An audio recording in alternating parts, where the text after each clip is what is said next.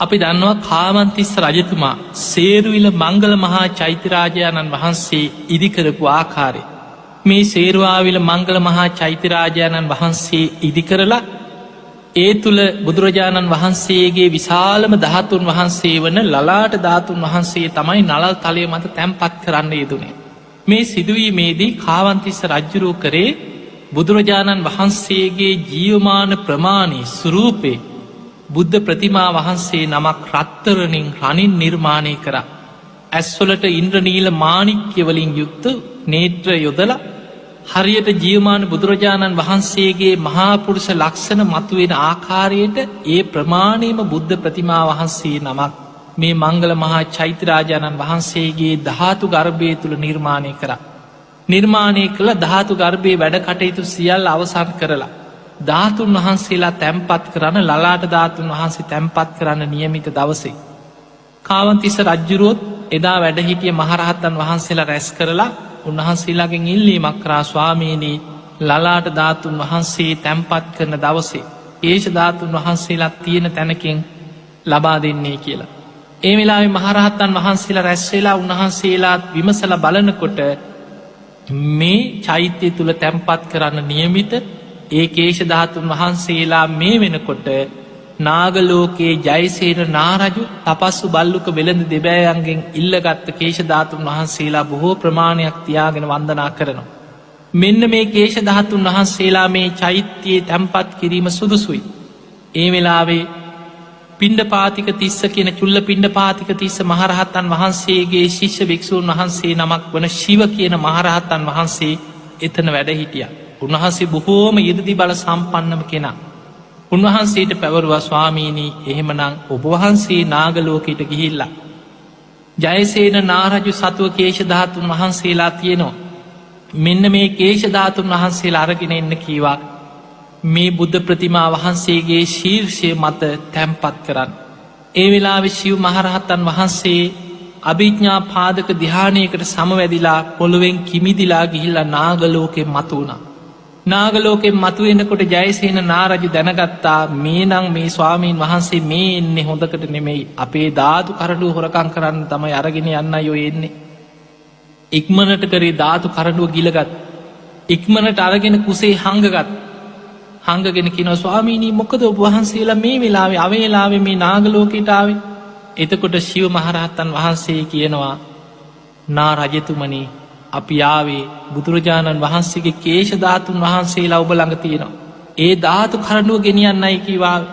ඒ වෙලාවේ මේ නා රජ්ජුරුව කියනවා ජයසේන නාරජු කියනවා ස්වාමීනි අපි ළඟ කොහෙද කේෂ ධාතුන් වහන්සේ. අපි ළඟ නෑ කිව තියෙන තැනකින් අරගෙන යන්න කිය. ඒ වෙලාවේ දෙවනි වතාවෙත් ශිව මහරහත්තන් වහන්සේ අහනවා නා රජතුමනි ධාතුන් වහන්සේලා ඔබ ළඟ තියෙනවා කේෂ ධාතුන් වහන්සේලායි කරඩුව ගෙනියන්නාවේ. ස්වාමීනි දැන් එක වතාවක් ඔබවහන්සේට කිව්වනේ අපි ළඟ නෑ කීවා. අපි ළඟ තියෙනවා නම් තියෙන තැනක් තියෙනවා නම් ඔබවහන්සේ අරගෙන යන්න කිව්වා. අපි ළඟ නෑ කීවා. තුන්වෙනි වතාවෙත් ඒ ගෙනියන්න කියන කාරණේ ස්ථීර කරගන්න උන්වහන්සේ තුන්වෙනි වතාවෙත් ඒ කාරණේ ඇහුවා. අහනකොට මේ නාරජු කියනවා ස්වාමීනි දැන් තුන්වෙනි වතාවෙත් දැන් ඔබවහන්සේට දෙවතාවක් කීවා. තියෙන තැනකින් ගෙනියන්න කිව්වා. අපි ළඟ නෑ කිව්වා. එහෙමනම් මම තියෙන තැනින් ගන්නම් කියලා අර අවසරේ පිට උන්වහන්සේ මොකද කරේ සියුම් අතක් මවලා ජයසේන නාරජු ගිලගෙන හිටිය කේෂධාතු කරඩුව නාරජුටත් නොදැනෙන්න ගත්.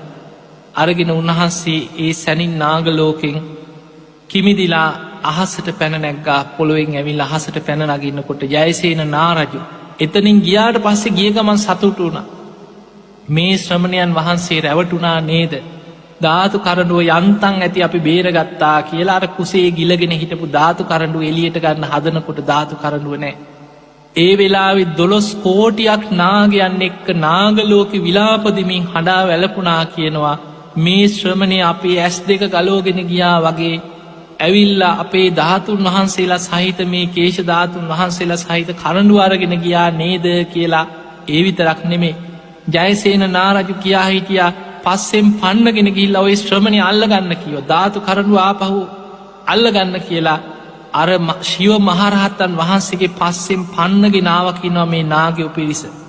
උන්වහන්සේ නොයෙක් විදිහේ ප්‍රාතිහාර පාමින් අහසට පැන නගිනවා. අර නාගයන් පිටිපස්සෙන් පන්නගෙන එනකොට උන්වහන්සේ ආයමත් පොළොව ඇතුළෙන් කිමිදිලා ආයමත් තව තැනකින් මතුවෙලා අහසට පැන නගිනවා. මේ විදිහට නාගයන්ට නොයෙක් විදිහට ප්‍රාතිහාර දක්වමින් නාගයන්ට මගහරිමින් අල්ලගන්න බැරිවෙන ආකාරයට උන්වහන්සේ ධාතු කරඩු අරගෙන ඉදා ඇවිල්ලා කාවන්තිස්ස රජ්ජුරුව ඉදිරියේ පෙනී හිටිය කරඩුවත් අරගෙන. එදා මහරහත්තන් වහන්සේලා රැස්වෙලා කාවන්තිස්ස රජ්ජුරුව විහාර මහාදේවිය මේ පිරිස එකතු වෙලා මේ ධාතු තැන්පත් කරන්න සූදානං වෙච්ච වෙලාවේ අර නාග පිරිසත් ආවයිතනට ඇවිල්ලා ජයසේන නාරජු නාගයන්නෙක් ඇවිල්ලා කාවන්තිස්ස රජ්ජුරුවෝ ඉදිරියට ඇවිල්ලකින රජතුමනේ මෙන්න මේ භික්‍ෂුව අපේ ධාතු කරඩුව හොරකං කරගත්තා කියව. ඒ වෙලාවේ රජ්ජුරුවෝ අර ශිව මහරහත්තන් වහන්සේ දිහාවට හැරිලා කියනවා ඇත්තද ස්වාමීනි මේ නා රජතුමා කියන කතාව. ඔබහන්සේ නාගලෝකෙට ගිහින් කරඩුව හොරකං කරගෙන් දාව කියලැව්. නෑ රජතුමනි මම අවසරයේ පිටයි කිව ගත් තුන් වතාවක් මහලා තුන්ගනි වතාවම සහතික කරාට පස්සේ අවසර අරගෙනයි කිව ගත්තේ. එතකොට රජ්ජුරු වහනවා ස්වාමිනි උපහන්සේට සාකිකාරයකින්වද ඔප්පු කරන්න කෙනෙක් ඉන්නවාද කිය. ඒ වෙලා විශ්‍යව මහරහත්තන් වහන්සේ අතන හිටපු නාග පිරිස අතර හිටියා ජයසේන නාරජුගේ ඥාතිවන නාගේ අන්නේ නාගය අතන හිටපු කෙනෙක්. ඒ නාගය දිහාවට හැරිලා ඇගිල්ල දික්කරා රජතුමනි මෙන්න මේ නාගයත් එතන හිටිය සාක්කී කිව. ඒ වෙලා රජ්ජුරු ඇහුවම ඇත්තද මේ ස්වාමීන් වහන්සේ කියන කතාව අවසරයේ පිටද මේ කරඩුව ගත්ත කියල. ඒ නාගය හේම ඔළුව බිම නමාගෙන ඒක පිළි අරගෙන කිව ඇත්තේ කියව. අපි හිතුවේ නෑ කිවා උන්වහන්සේ මේ කරඩුව දකිින් නැති කියලා ඒ නිසා තියෙන තැනකින් ගන්න කියලා අපි කිව්ව කියව කියල පිළිගත්. අන්නේ වෙලාවේ මේ රහතන් වහන්සේලා ඇතුළ මේ පිරිස නාගයන්ට කියර නාගේනි සතුටු වෙන්න කීවා. බුදුරජාණන් වහන්සේගේ ලලාට ධාතුන් වහන්සේ තැම්පත් කරලා මේ කේෂ ධාතුන් වහන්සේලා තැම්පත් කරලා ලෝක පූජිත චෛත්‍යයක් කිය මෙතන මේ නිර්මාණය කරන්න. ඒ නිසා මේ ගැන සතුටු වෙන්න හිත පහදවාගෙන වන්දනා කරලා ඒ පිනත් ඔබ අනුමෝදන් වෙන්න කියල නාගයන්ට ඒ පින් අනුමෝදන් කරන්නට යෙදුනා. බලන් අපිට පේනවා මේ නාගයෝ මොන තරන්නම් සද්ධාවන්තද මේ ධාතුන් වහන්සේලාට කේෂ ධාතුන් වහන්සේලාට සර්වඥ ධාතුන් වහන්සේලාට බෝධීන් වහන්සේලා බුද්ධ ප්‍රතිමා වහන්සේලා මේවැ ආරක්ෂාවට පවා බොහෝ වෙලාවට නාගයන් ඒවට කටයුතු කරනවා. පිංහතුනි එදා මේ මංගල මහා චෛත්‍යයේ මේ ධාතු තැන්පත්වෙ චාකාරි ගැන තියෙනවා හරීම ලස්සනයි.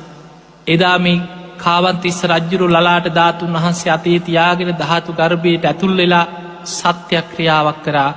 බුදුරජාණන් වහන්සේගේ මේ ලලාට ධාතුන් වහන්සේ තනින් කරන ලද බුද්ධ ප්‍රතිමා වහන්සේගේ නලල් තලේ මත පිහිටාවා අවුරුදු 5000ක් යනතෙක් මේ චෛත්‍යයට මේ ධාතු ගර්භයට මේ ධාතුන් වහන්සේලාට අනතුරක් නොවේවා මේ ලලාට ධාතුන් වහන්සේ පෙළහර පාමින් නලල් තලේ මත පිහිටාවා කියල සත්‍යක්‍රියා කරනකොට අර ලලාට ධාතුන් වහන්සේ අහසට පැන නැගලා බුද්ධ රශ්මි දහරා විහිදෝමින් අහසෙ පෙළහර පාමින් අර රජ්ජුරුව රත්තරනින් කරලා ධාතු ගර්භය මැද්දෙ තැන්පත් කළ තිබ්බ බුද්ධ ප්‍රතිමා වහන්සේගේ නලල් තලේ මත ලලාට ධාතුන් වහන්සේ පිහිටිය.